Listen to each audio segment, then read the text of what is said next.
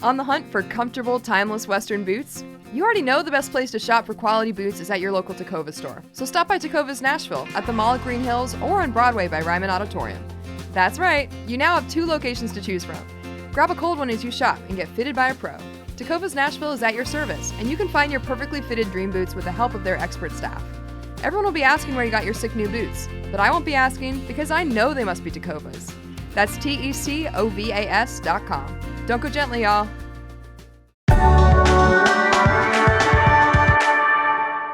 Today on CityCast Nashville, we're here with songwriter and producer Alex Wong talking about taking up space, authenticity, and the connection he's found between cooking and music.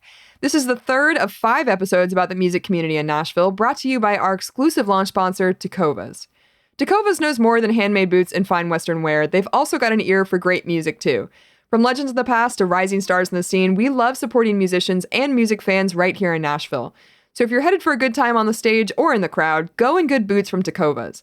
And on August 22nd from 5 to 8 p.m., you can actually come meet me and the whole CityCast team at the new Tacova store in the Green Hills Mall. We'll have acoustic performances from 3 great local artists, Sam Rochford, Nick Tabron, and Alex Wong, who we're talking to today, as well as complimentary food and drinks. Should be a super chill time, so swing by and see us. And finally, stick around after the interview for our new segment, A Mile in Their Boots, presented by Tacova's, spotlighting the people who shape the culture and community of Nashville. Today we're talking to Nicole Valentine, Executive Director of Napier Kitchen Table, about her work with the families in her neighborhood. It's August 14th, I'm Grace Fuse, and this is what Nashville's talking about.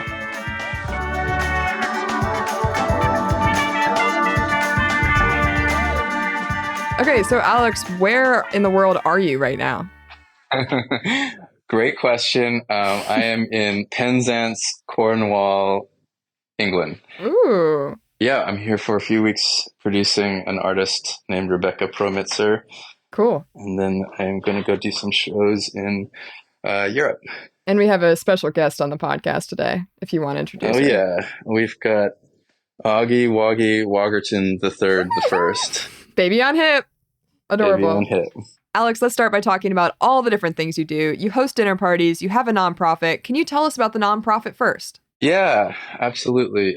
It's the nonprofit called The Quiet Voice, and it comes from a song with the same title. The song was written in a reaction to a lot of, I would say, toxicity that we saw in the years between 2016 and 2020. And I think really what it came down to is how we've succumbed to this definition of power in this culture being all about, who can be the loudest and who can puff up their chest the most, and, domination over collaboration, and who can take up all the space. And,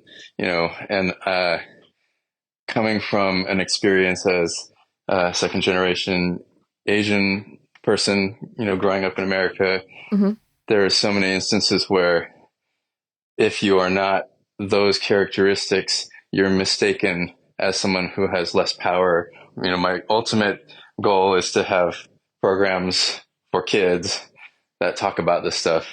I'm using sort of arts programming that kind of embodies that philosophy. You also have this project called the Permission Parties. What is that? The Permission Parties is a listening and tasting experience. So my way back into kind of my memories of my culture and connecting with it is through food. And so it's a 6-course Chinese dinner where each dish is paired with a track from the record. That's awesome. That has a emotional connection. And so I tell a story at the beginning of each course, why they're connected, and then we serve the course and then play the song as they eat. That's awesome. And so it's kind of like a, part dinner party, part like one-man theater show. Yeah. And part listening party. So do you do the cooking, or is there somebody else doing that? I do. That's so cool. Okay, so what's your favorite dish track pairing on the menu? Dang. Well, one of my favorites, I guess, is the dish that's paired with the song "Permission," which is the first song, actually. So the menu is also a vegan menu. Hmm. My grandfather was a cook in Chinatown for like 40 years. My aunts and uncles and my dad grew up in the restaurant, and that's where I learned a lot of cooking. So it's a fried Brussels sprout that uses Oh. a recipe that my grandfather made up for fried chicken wings. Hmm. It was a special batter, and it became kind of like locally famous in Chinatown. Hmm. And what I liked about it, and the reason I used it was because I saw that as, at the time, him coming in the 40s and, working up from being a dishwasher, Hmm.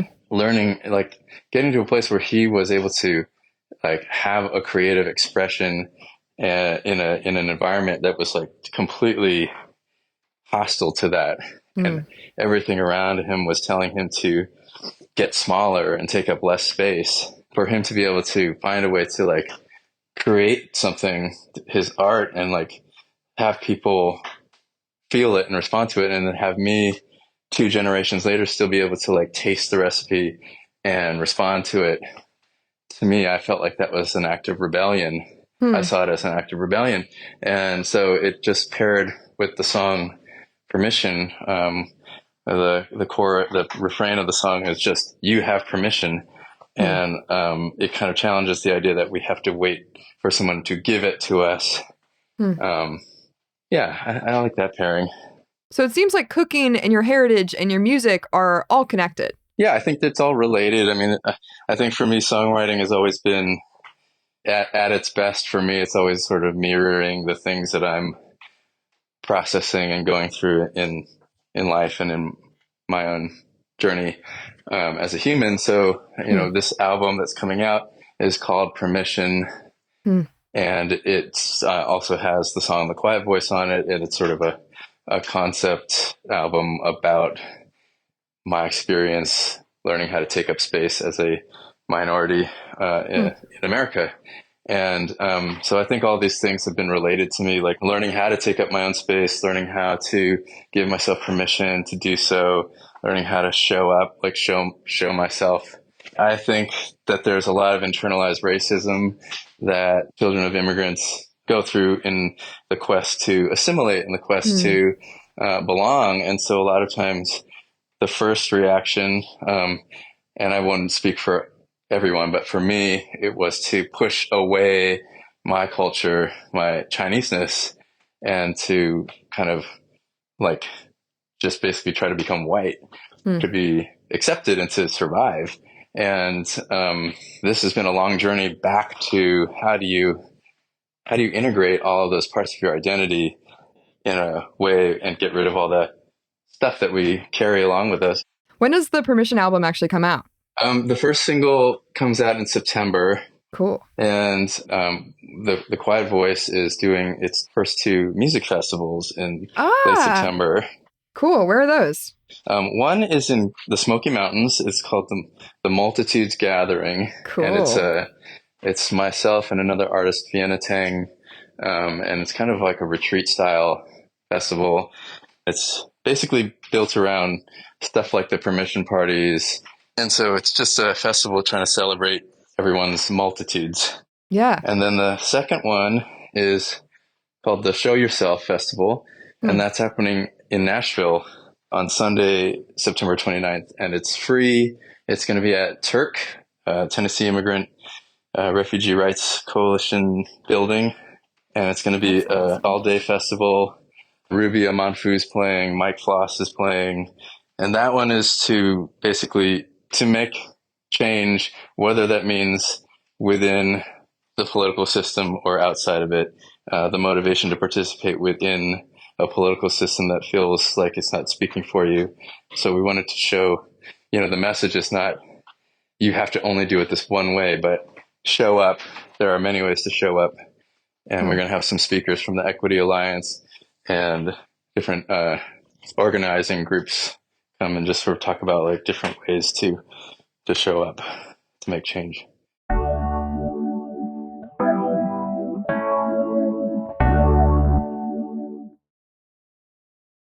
So I'm here with songwriter and producer Alex Wong. When did you start playing music? Gosh, I started playing music when I was probably five or so. I started on piano, like a good Asian boy, and then I was obsessed with drums the whole time. Mm. Well, piano's percussion, man. It I mean that. totally, yeah.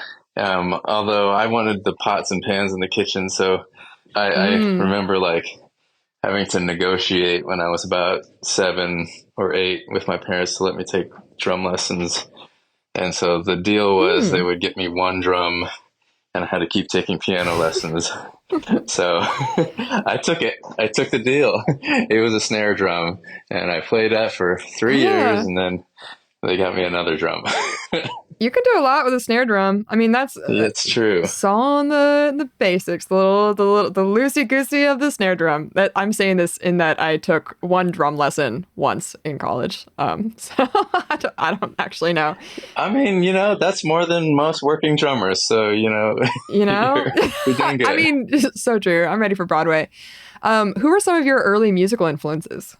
I actually I grew up kind of on classical music, so Hmm. because I was playing in this like youth symphony, and it Mm. was just like the first music that like really made me cry and like really like hit me in a emotional level. And then like at in high school, I think I was listening to classical music and then like really bad pop music, just like you know whatever Yeah, the define that. lowest common denominator, whatever would make me cool, I would Hmm. listen to. And I don't think I really discovered like my own taste until college. I think Hmm. I started playing my first rock band in college, and I was sort of like retroactively discovering cool music, and they did not study anything, and they were kind of like all self-taught musicians, and they were really into all these like UK bands. So it was like Hmm.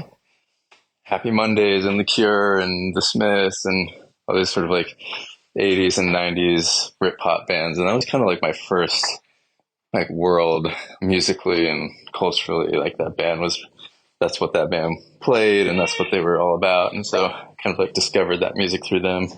Yeah. So when did you start writing your own songs? I think a couple years after that band ended, I was like directionless in LA. Like I felt like too far away from going back to school for classical, and I just kind of didn't know what was going to be next. And I met somebody who became sort of like a mentor, and he was like a producer composer.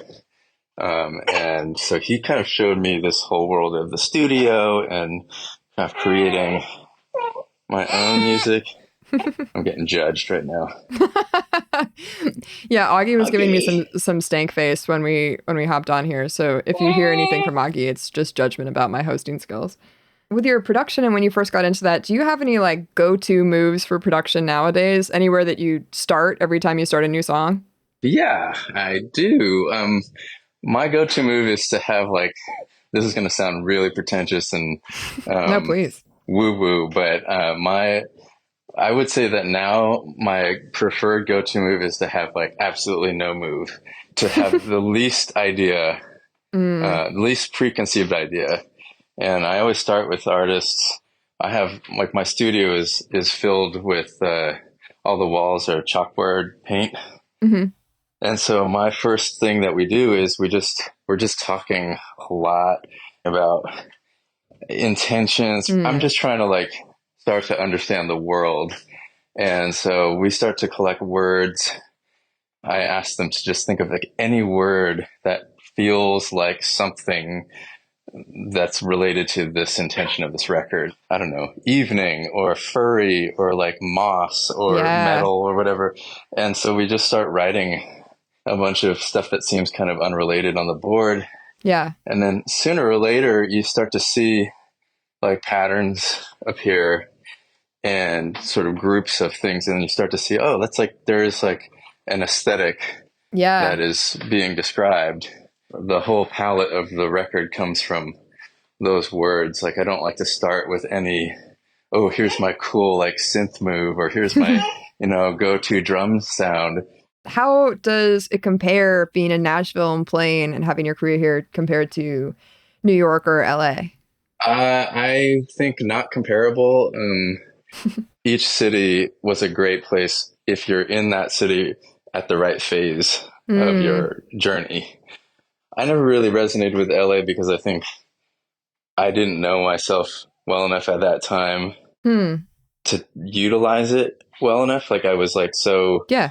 in this discovery phase where it didn't make sense in the way that I guess it could have. And then when I went to New York, it like made a ton of sense because what I needed was like just to drink from the fire hose and Mm-hmm. get my ass kicked and like intake all of this information and like influence and inspiration and all that. So, and I feel like if I had gone to Nashville, and this is probably totally different for someone else, but for me, Nashville felt better once I was a little more, I don't know, where I was established a little more with what I wanted to do Yeah. musically.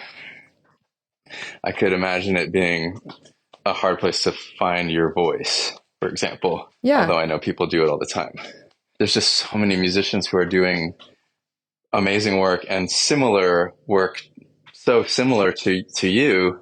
Like, I remember coming to Nashville and meeting all these producers who like had a similar skill set and a Hmm. similar aesthetic and a similar like, very, it's like if we're here competing for these same records, this is going to suck. It's going to be a total Yeah.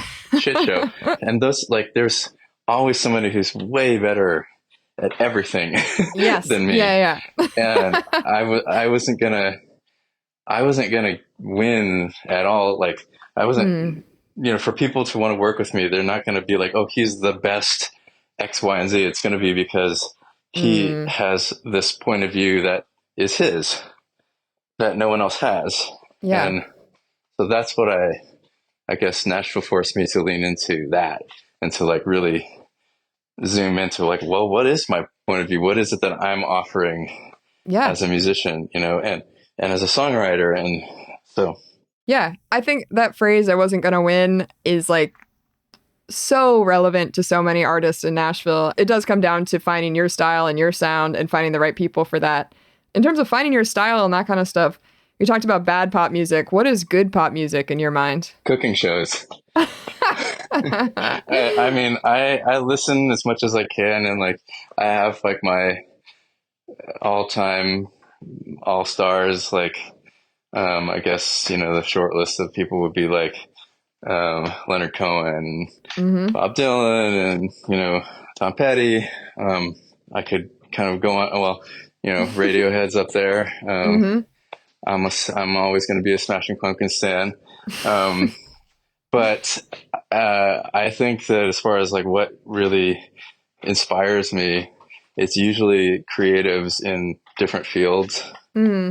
And I mean, I'm only half joking about cooking shows. Like I'm probably like watching and listening to like interviews with chefs and watching cooking shows a lot more than uh, listening to music. Hmm. But just like because I really get inspired by like someone's creative process, that's so useful to me in terms of like translating that into my music making process. Thank you so much for telling us about your process. We are so excited to see you play August 22nd. We will have complimentary snacks at the event. They probably won't be paired to your music, but please bring Augie and let her judge them. Alex, thank you so much for being here. Oh, thank you so much. And hey, don't go anywhere. In a second, our executive producer, Whitney Pasterek, is walking a mile in the boots of Nicole Valentine, the executive director of Napier Kitchen Table, in a segment sponsored by Tecovas.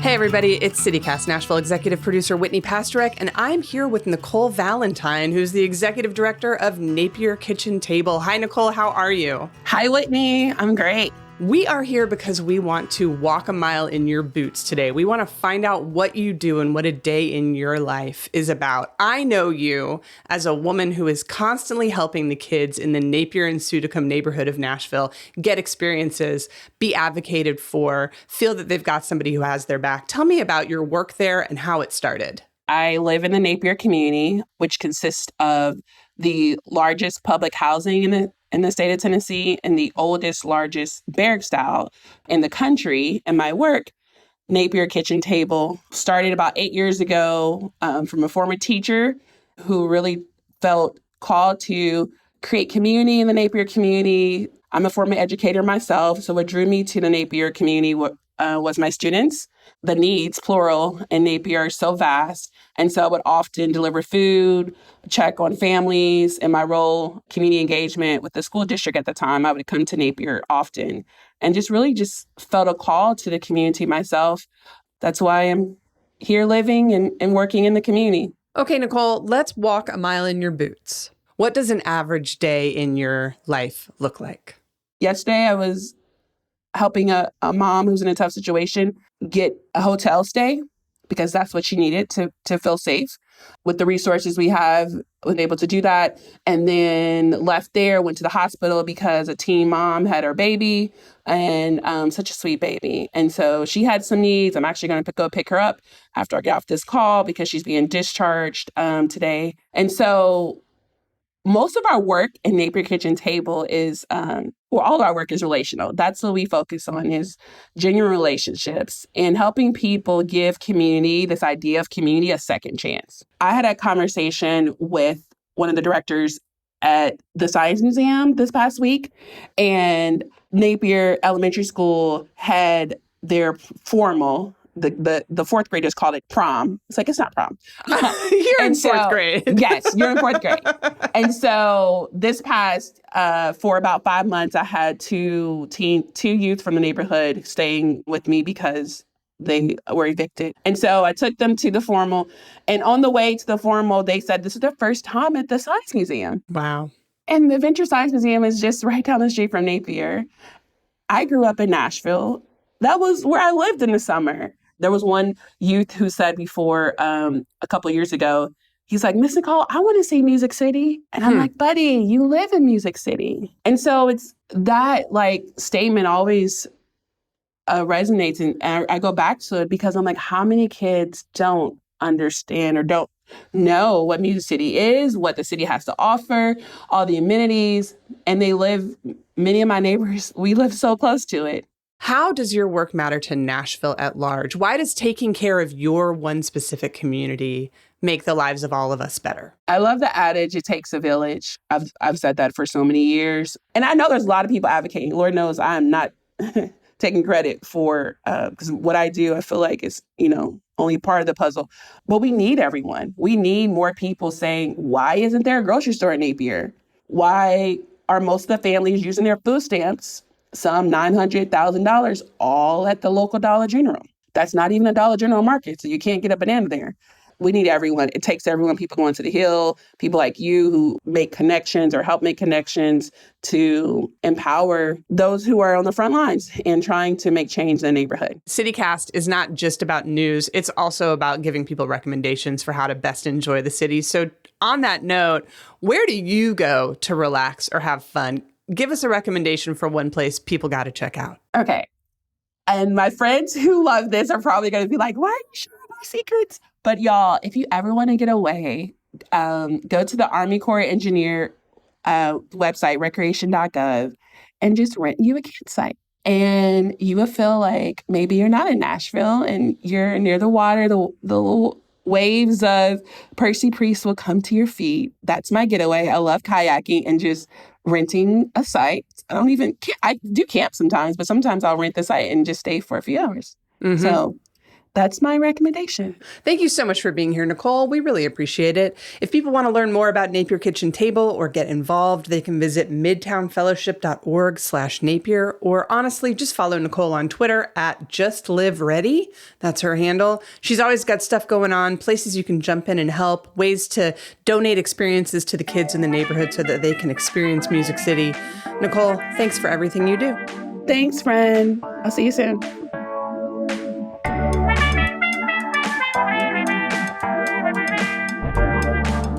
That's all for today here on CityCast Nashville. If you enjoyed the show, why not tell a friend? Rate the show, leave us a review, and subscribe to our Hey Nashville newsletter. And catch us on August 22nd at the new Tacova store in Green Hills Mall. It's going to be fun. We'll be back tomorrow morning with more news from around the city. Bye!